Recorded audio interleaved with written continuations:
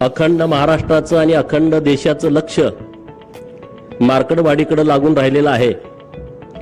आणि म्हणून जेव्हा मार्कडवाडीतून आम्हाला फोन आले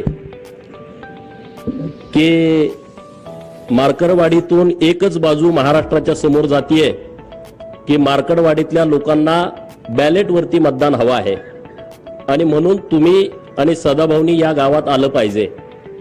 तुम्हाला पाहिजे का बॅलेटवरती मतदान? मार्कडवाडीवाल्यांना जोरात सांगा, कळू द्या, राज्याला कळू द्या. मीडियावाल्यांना माझी विनंती आहे, हे सगळे मार्कडवाडीतले लोक कोण कोण आहेत हात वर करा. हे बघा अख्खं गावच आहे. तर तुम्हाला बॅलेटवरती मतदान पाहिजे आहे का? हात वर करून सांगा, तुम्हाला बॅलेटवरती मतदान पाहिजे आहे का? जोरात सांगा, पवाराला ऐकू गेलं पाहिजे, मोठ्यानं बोला. नाही ना? ईव्हीएम वरती तुम्ही महायुतीच्या बाजूने मतदान केलंय का? कोणी कोणी केलंय हात वर करा. कोणी कोणी केलंय हात वर करा, जरा कळू दे. हात जरा थोडा वेळ धरा. हा, आणि म्हणून आम्ही ठरवलं की मार्कडवाडी गावामध्ये गेलं पाहिजे. महाराष्ट्रामध्ये आणि देशामध्ये मार्कडवाडी पॅटर्न. आणि पहिल्यांदा पॅटर्न कुणाला दिसला? कुणाला दिसला? अरे हे माझं रक्ता मांसाचं गाव आहे, माझ्या पै पाहुण्यांचं गाव आहे, 90% इथं धनगर समाज राहतो.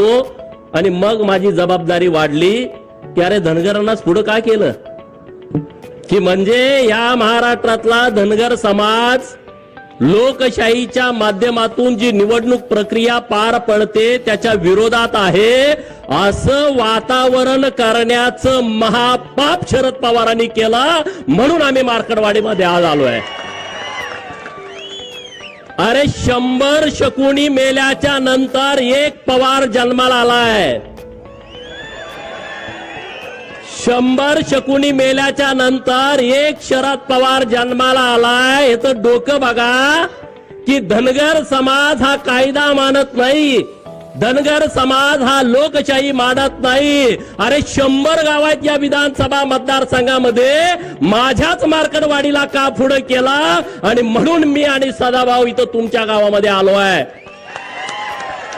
अरे या हिंदुस्थानातला धनगर समाज हा लोकशाहीला मानतो. या भारताच्या नवनिर्मितीमध्ये धनगरांचा सिंहाचा वाटा आहे. जी संसद भवन आज दिल्लीमध्ये डोमानं उभी आहे, जे राष्ट्रपती भवन दिल्लीमध्ये उभा आहे आणि त्या सगळ्या जमिनी आहेत त्या होळकरांच्या रायसोनी गावामध्ये उभ्या आहेत.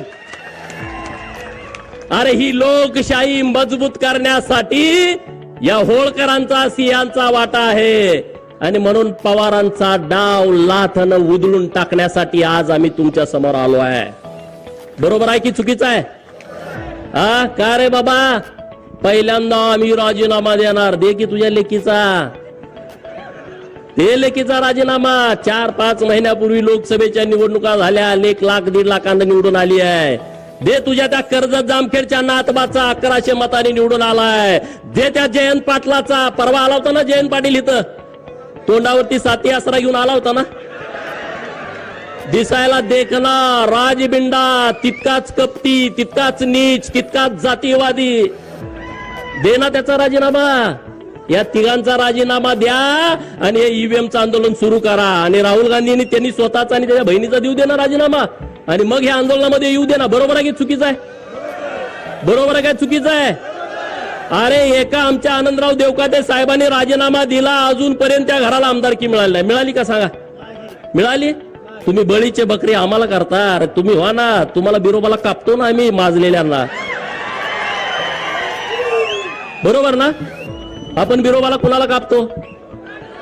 बोकाड. ते कुठलं बोकाड कापतो? 10-12 बोकड आपल्याला असते, कुणाला कापतो? बकरी आपल्याकडे 100 असते, पण त्यातल्या एकालाच काय कापतो? कारण ते माजलेलं असतं. आणि म्हणून या महाराष्ट्रातल्या प्रस्थापितांना आपल्याला बिरोबाला आणि खंडोबाला कापावं लागेल. कापायचं की नाही कापायचं? आज महाराष्ट्रामध्ये आणि देशामध्ये निवडणुका झाल्या, ईव्हीएमच्या नावानं तुम्ही आता गळा काढताय. सदाभाऊनी त्यांच्या भाषेत तुम्हाला सांगितलं, अरे बाबांनो ही ईव्हीएम आलंय कधी? तुम्ही त्याच्यानंतर 2 वेळा केंद्रामध्ये सत्ता भोगली. 2009 ला हे शरदचंद्रजी पवार या माढा लोकसभा मतदारसंघातून ईव्हीएम वरती निवडून गेले की नाही गेले सांगा? 5 वर्ष तुमचे प्रतिनिधी होते. तुमच्या गावात किती वेळा आलते? मार्कडवाडीमध्ये किती वेळा आलते? जरा जोरात कळू द्या. म्हणजे संधी साधायचा असला का हा माणूस कुठे येतो बघा. तुमचा प्रतिनिधी होता तेव्हा हा माणूस तुमच्या गावात आला नाही, एकदा पण आला नाही. अरे तुमच्याच गावात काय, या माढा लोकसभा मतदारसंघामध्ये शेकडो गावात हे कधी गेले नाहीत आले. त्यांना तुमचं काही देणं घेणं नाही आहे. त्यांचं कसं आहे, आमच्याच कोंबड्यानं बाग दिली पाहिजे आणि मगच उजाडलं पाहिजे. हा जो गेल्या 50 वर्षापासूनचा प्रयोग सुरू आहे, तो प्रयोग आता त्यांचा कोंबडा देवाभाऊनी कापून खाल्लेला आहे. बरोबर, त्यांचा आता कोंबडा ओरडू शकत नाही आणि त्यामुळे त्यांच्या तळपायाची आग मस्तकात गेलेली आहे. आणि म्हणून ठरवलं की आपल्या लोकांशी जाऊन बोललं पाहिजे. समोर जे आंदोलन करतायत त्याही भावांना माझी विनंती आहे, अरे तुम्ही चुकीचा पायंडा पाडायला लागलाय. कुणासाठी तुम्ही आंदोलन करताय? कसलं आंदोलन करताय? अरे जर समाजाचं आंदोलन असतं, आम्ही सरकारचा विचार केला नसता, आम्ही तुमच्या बाजूने ठामपणे उभं राहिला असतो. आज जे मार्कडवाडीतून जे आंदोलन उभा करताय ना, हे सरंजाईशाही, हे मोहिते असतील, हे पवार असतील, ह्यांना वाटतंय की आम्हीच या लोकांना गुलाब बनवून आम्हीच इथले राजे आहोत, लोकशाहीतले सुद्धा. अरे डॉक्टर बाबासाहेब आंबेडकर साहेबांनी जेव्हा संविधान आणलं ना, तेव्हा राजे आणि पोतराजे एका लेवलला आणून बसवले, यामध्ये फरक ठेवला नाही. आणि तुम्ही आता लोकशाहीमध्ये अनेक वर्ष या महाराष्ट्राच्या सत्तेमध्ये ठाण मांडून होता आणि आता तुम्ही बाजूला झाल्यानंतर तुम्हाला वाईट वाटतंय. तुमच्या पोटामध्ये कळा उठतेत. तुमच्या पोटात किती जरी कळा उठल्या तर देवाभाऊ नावाचा डॉक्टर आलाय, चुन्याची गोळी देऊन तुम्हाला बरं करताय. तुम्ही आता टेन्शन घेऊ नका.